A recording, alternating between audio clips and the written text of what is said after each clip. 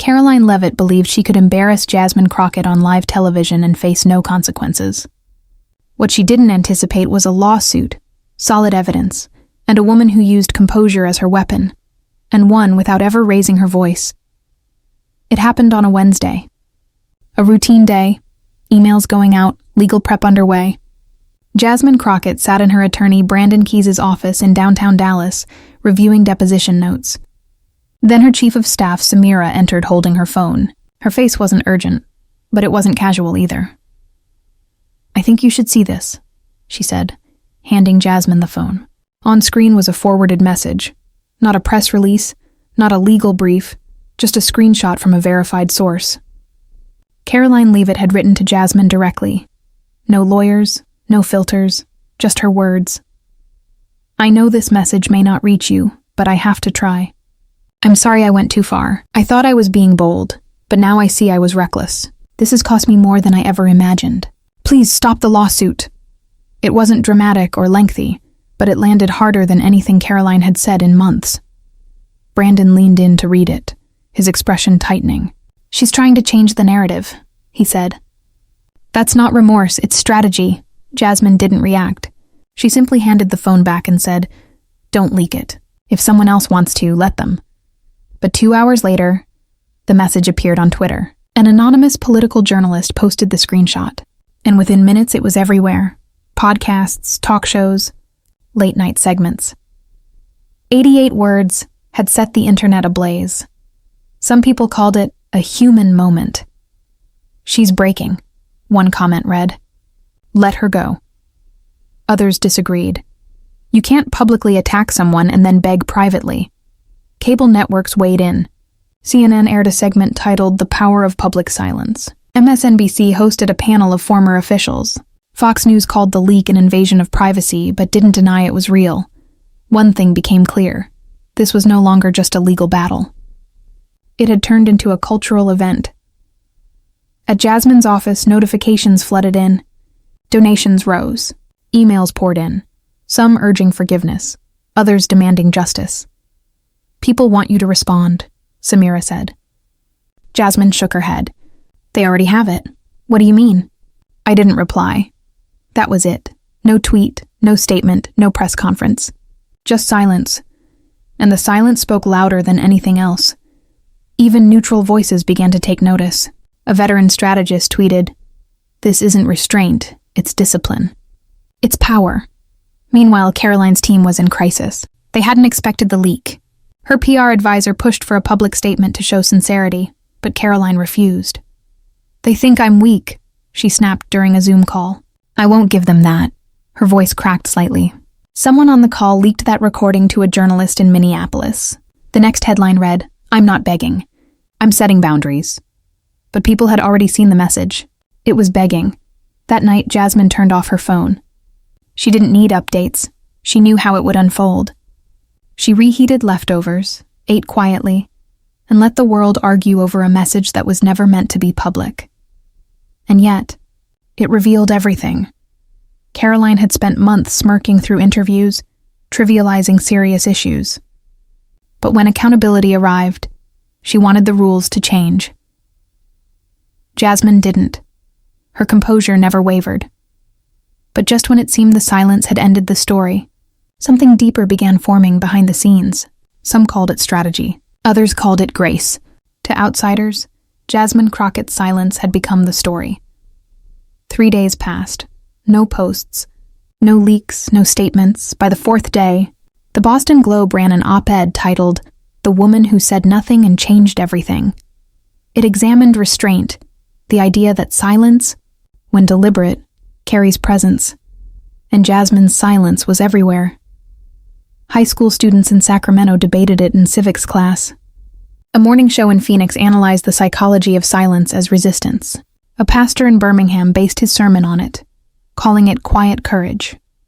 Jasmine hadn't asked for any of it. She kept working, attending sessions on Capitol Hill, meeting business owners in Dallas. But something had changed. When she entered rooms, people straightened. They listened more closely. Her team noticed it too. Late one night, Brandon placed a stack of news clippings in front of her. "This is what your silence did," he said. Jasmine didn't look at them. I didn't do it for headlines. That's why it worked, Brandon replied. Samira added from the corner. They're calling you the blueprint. Quiet thunder, still water, that kind of thing. Jasmine raised an eyebrow. I just didn't reply. Brandon nodded. And that's exactly why it worked. She kept baiting you. You never took it. Now she's unraveling, trying to explain herself. The leaked message came across as weak and insincere. Karoline first claimed her email was taken out of context, then a few hours later insisted she never sent it at all. The contradictions only made things worse. A body language expert on a national news show analyzed her latest apology video frame by frame. She's not in control, the expert said. She's acting sincere, but there's no real conviction. Meanwhile, Jasmine stayed silent, but the attention around her kept growing. A group of veterans in Little Rock published an open letter backing Jasmine's approach. We've served in places where dignity is currency. Congresswoman Crockett represents that under pressure. In Cleveland, a local artist painted a mural of Jasmine, eyes focused, head slightly tilted, like she was about to speak but hadn't yet. The mural went viral. It wasn't that Jasmine was quiet. It was that everyone else had finally stopped to listen. Even people who once remained neutral began showing their stance. A former political commentator who once praised Karoline's bluntness posted a single line on Threads. There's a difference between edge and damage. Jasmine showed me that. Karoline tried to push back. She launched a 10-minute live stream titled, The Truth They Don't Want You to Hear.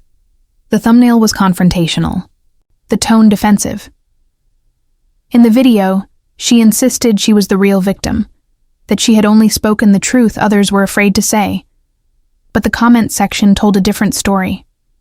One person wrote, needed to be said, or easy to say when you think no one will check you.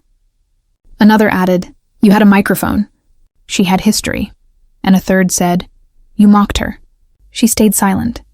You blinked first. The silence was doing what Karoline never expected. It was dismantling her usual tactics. There was no shouting, no exaggeration, no outrage to redirect. Only her own words, and Jasmine's absence of them, echoing back like mirrors. During a private meeting with her attorney, Karoline finally broke down. I thought if I apologized, she'd meet me halfway, she said, eyes red, jaw tight. She didn't even acknowledge me. Her lawyer waited a moment, then said quietly, You're not used to being ignored. That's the difference. Karoline looked away and said nothing. Back in Dallas, Jasmine attended her neighborhood church on Sunday morning, quietly taking a seat in the back pew. A few people smiled warmly in recognition, but no one approached her. The choir was already singing. After the service, an older man walked up, not for a photo, just to say, Thank you for not lowering yourself. Jasmine nodded softly. Some things don't deserve a reply. He smiled and walked away. But while Jasmine kept her composure, Karoline's professional world was about to crumble, and this time, it wouldn't be from online backlash. The first real blow didn't arrive with headlines. It came through an email, a wellness brand in Scottsdale, one that had sponsored her podcast for 18 months, sent a termination notice. No warning, no phone call, just 4 plain lines in a PDF. We are no longer comfortable associating our brand with your platform. Effective immediately. Her assistant printed the notice and placed it on her desk. Karoline stared at the paper, then flipped it over, as if hiding the words could change them. It didn't end there. That same afternoon, her booking agent canceled a scheduled appearance on a national morning show in San Diego. The producers gave a vague explanation. We're adjusting our lineup for a different tone. But Karoline knew what it meant. She had built her reputation on sharp remarks and fast reactions. And now, that fire was burning her own ground. That confident smile, always ready, always timed, no longer landed the same way. What once looked sharp now seemed cold.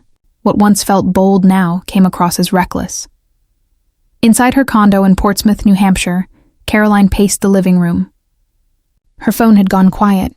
Group chats that once buzzed were now still. Even her fiancé had pulled away.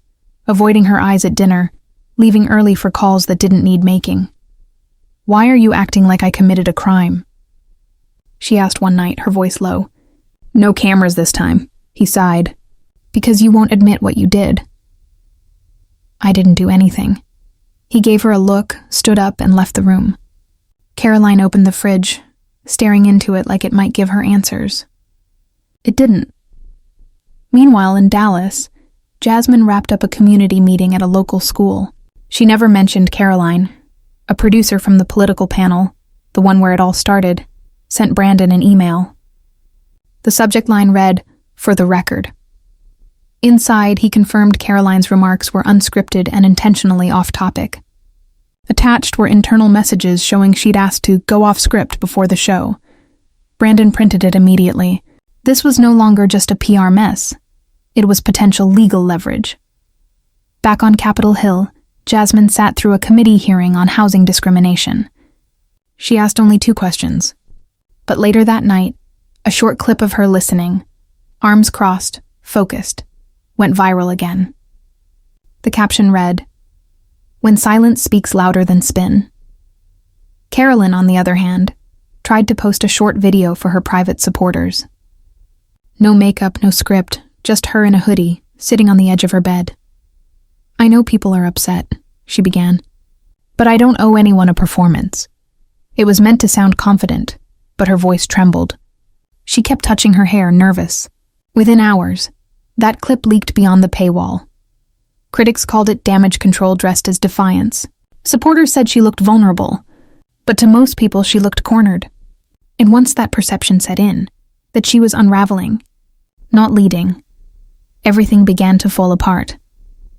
Tuesday afternoon, Jasmine walked into Brandon's office with a paper bag from a local sandwich shop and set it down casually, as if it were any normal day. The office was quiet, too quiet for how close the trial date was. Outside, traffic hummed along Southcard Street. Inside, everything felt suspended. Brandon looked up from his stack of notes. "You seem calm," Jasmine shrugged. "I've been through worse. She wasn't wrong." She'd survived smear campaigns, loaded donor questions, even private threats during her first run for office. But this was different. Not because it was louder, but because it was finally clear. Samira entered with her tablet. "The New York Times wants a quote." "No," Jasmine said, not even glancing up. "They're saying your silence is a campaign strategy now." "It's not a strategy," Jasmine said. "It's a boundary." Samira paused, then sat down. "Well, it's working, and it was." Jasmine wasn't appearing on camera, but she was very much on people's minds. Clips of her older speeches were resurfacing. Past interviews, the ones where she spoke about leadership, identity, and power, were circulating again. Without saying a single word, she had become the focus of the conversation. But behind the scenes, she was far from passive. "Let's go over the witness list," she told Brandon. "I want to know exactly who's testifying and how solid their statements are." Brandon nodded, sliding a page across the desk. "We've got the panel producer, 2 former interns, and a campaign aide from Karoline's 2022 run." "All of them are ready." Jasmine glanced down the list. "Anyone seem uncertain?" "The assistant was at first," Brandon said. "But after hearing what Karoline said about you on that podcast last week, she called back. Said she's ready now." "Good," Jasmine replied, not with satisfaction but with a calm sense of certainty. It was like fitting the final pieces of a puzzle into place. Samira checked her phone and read aloud. "A former conservative donor just published an op-ed. Says the party needs to think about what kind of behavior it rewards." Jasmine didn't react. They won't. Not until they lose something first. The room went quiet. Brandon leaned back. "You know what people are starting to say about you?" "What?" "That you're the one who never flinches." Jasmine gave a small smile. "I do flinch, just not in public," and she did. At night, when the call stopped and the email slowed, she'd sit alone in her living room. No staff, no scripts, no camera-ready expression. Just her in the quiet. She'd scroll through her phone not to post, but to delete. Comments? DMs. Messages that disguised cruelty as concern. "You're better than this." Let it go. Don't give them what they want. She deleted them all because she knew what they really meant. Be quiet. Be nice. Be smaller. But she had already done that for years. Smiled through discomfort. Stayed silent when it cost her. Rephrased herself to keep others comfortable. And still, it was never enough. So this time, she didn't respond. She simply stayed firm where she was. Brandon noticed. You're showing people what boundaries look like. I'm showing them what not folding looks like, she corrected. He leaned forward. Ever regret not responding to her message? Jasmine looked at him. It wasn't for me. It was for everyone watching. She didn't want forgiveness, she wanted relief. That line stayed with Brandon all day. He scribbled it into the margin of his legal pad and underlined it twice. Later that week, Jasmine visited a small community garden in Oak Cliff. A group of middle school girls waited for her, holding hand-painted signs and shy smiles. One of them, barely 12, handed her a folded note. Inside, it read, "Thank you for not letting them talk to you like you don't matter." Jasmine slipped the note into her coat pocket and knelt down beside her. "What's your name, Amamira?" "You like to write?"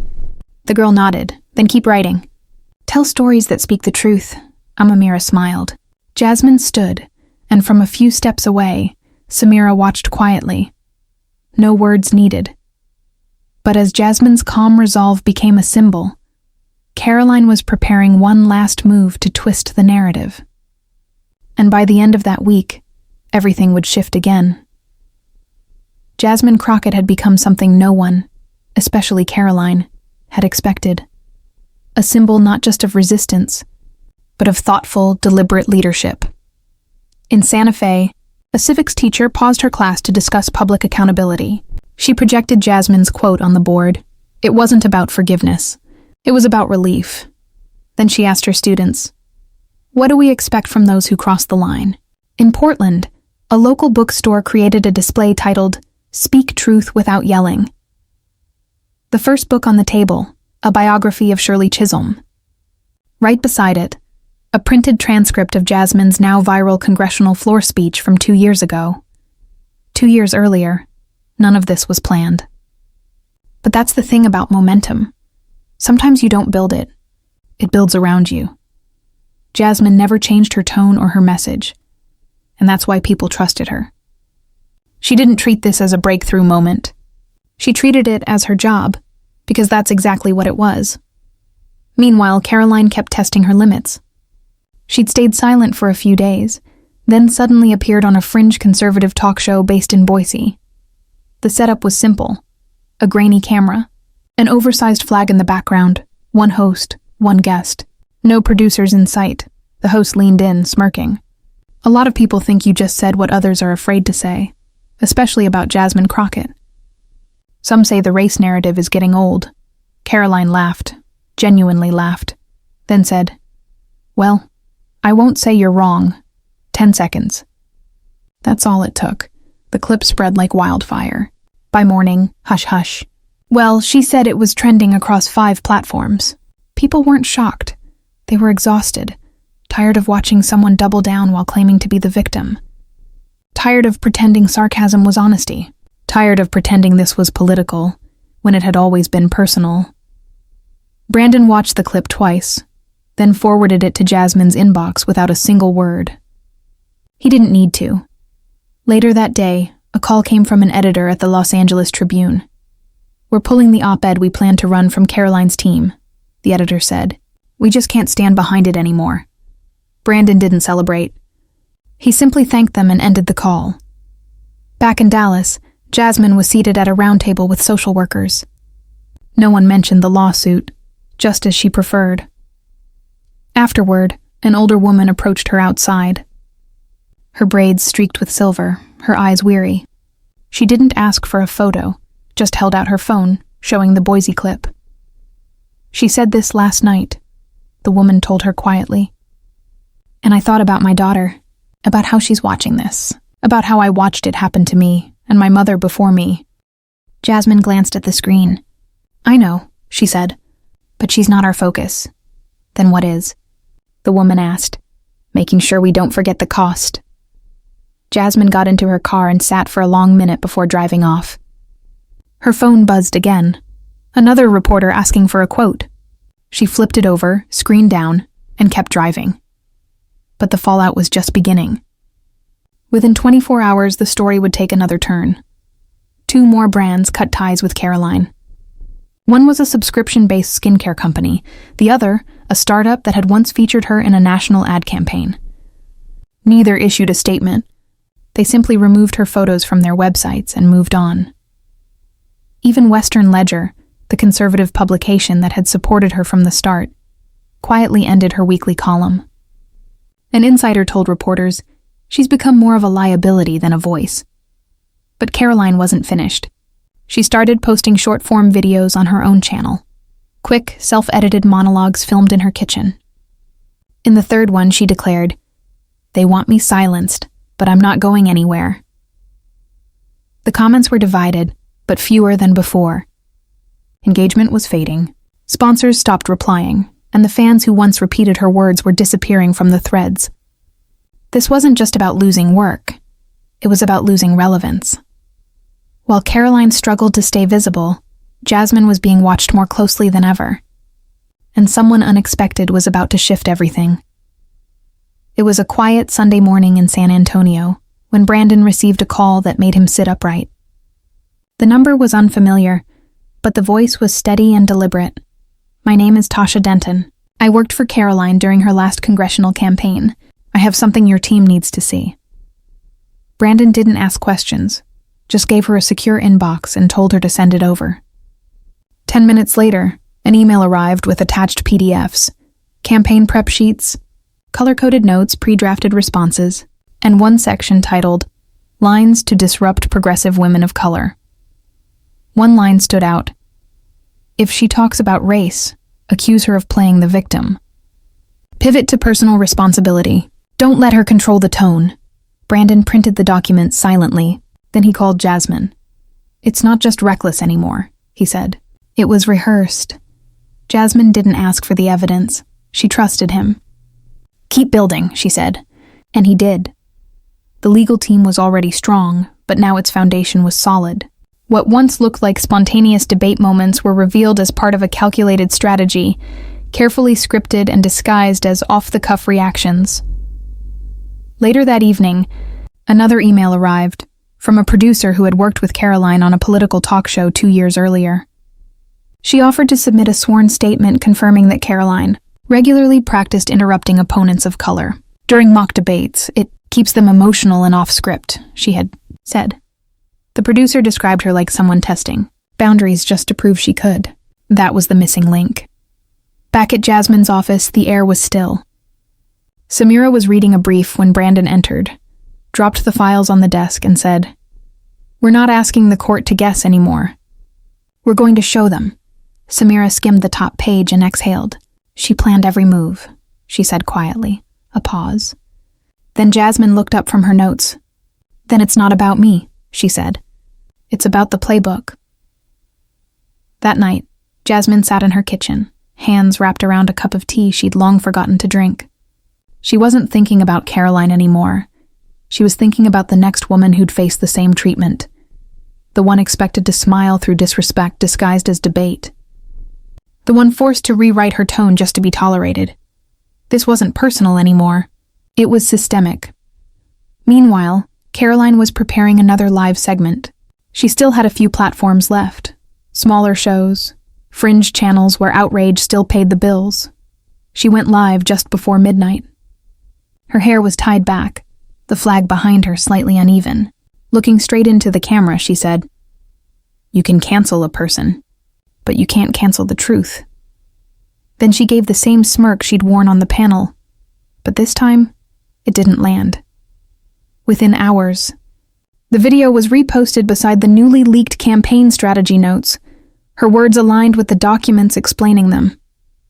By noon, the side-by-side clip had reached over 4 million views. The Guardian ran the headline. At best, this was never a slip. It was a script. Public opinion turned almost instantly. Even those who'd avoided taking sides now had no room to stay neutral. A college student from Tulsa tweeted, "This wasn't a conversation gone wrong. It was humiliation by design." In Sacramento, a group of high school seniors launched a podcast titled How Power Protects Itself, using Karoline's leaked notes as their first case study. Jasmine didn't retweet or comment. But someone printed the transcript and left it on her desk. She read every line. Samira, watching her carefully, asked, "You want to say something now?" Jasmine shook her head. "Not yet." Brandon, standing near the doorway, smiled faintly. "She just handed us her defense, and she doesn't even realize it." But eventually, Karoline did realize it. 2 days later, she called a team meeting. Only 3 people showed up: a new assistant, her publicist intern, and 1 longtime staffer. She sat at the head of a long table that now felt too big for her shrinking circle. "They're turning everything against me," she said, glancing between the few faces left. No one answered. She lowered her voice. "I didn't mean for it to go this far, but it already had. And the next move wouldn't come from her. It would come from behind closed doors, carrying a number that would surprise everyone." By the time Karoline's name vanished from the lineup of a major conservative speaking tour in Kansas City, it was too late to spin. Organizers didn't issue a statement. They simply removed her image from the website and emailed attendees that the schedule had been updated. Reporters knew what that meant. So did Karoline.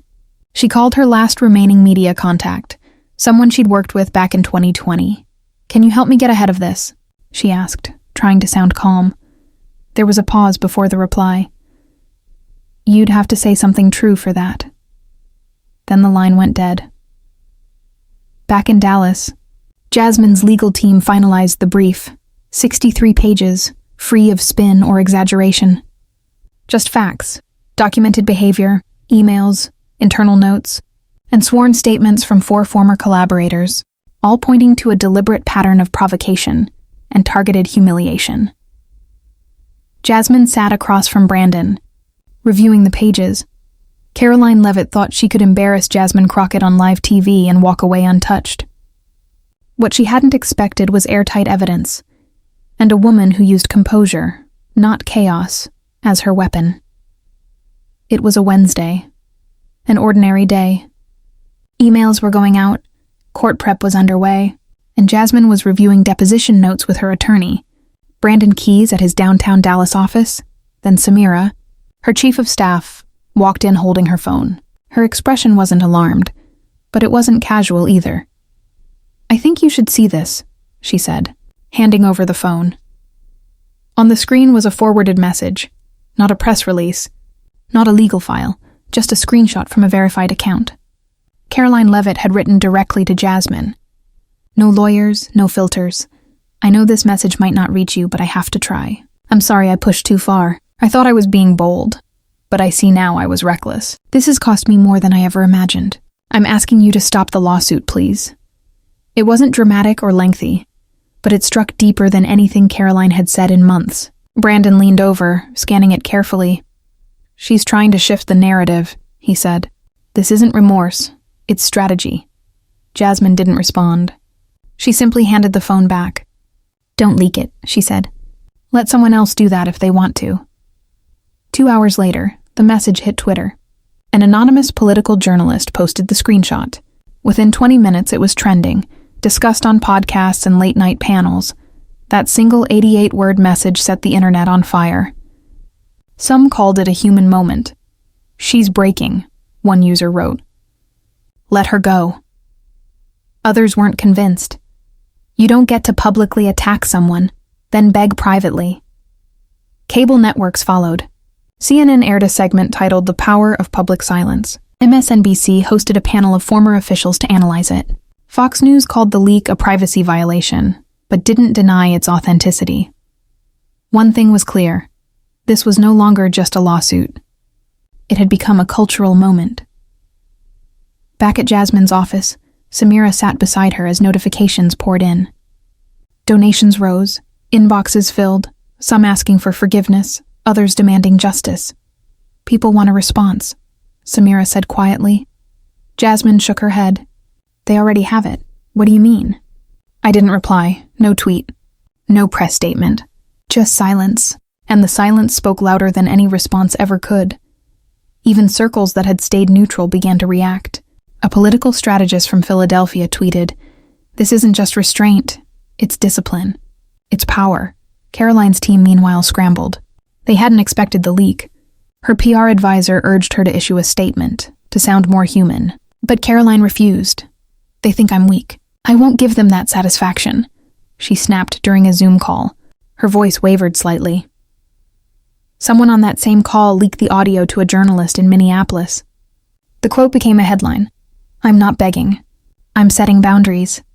But the public had seen the message. It was begging. That night, Jasmine powered off her phone. She didn't need to check the reactions. She already knew.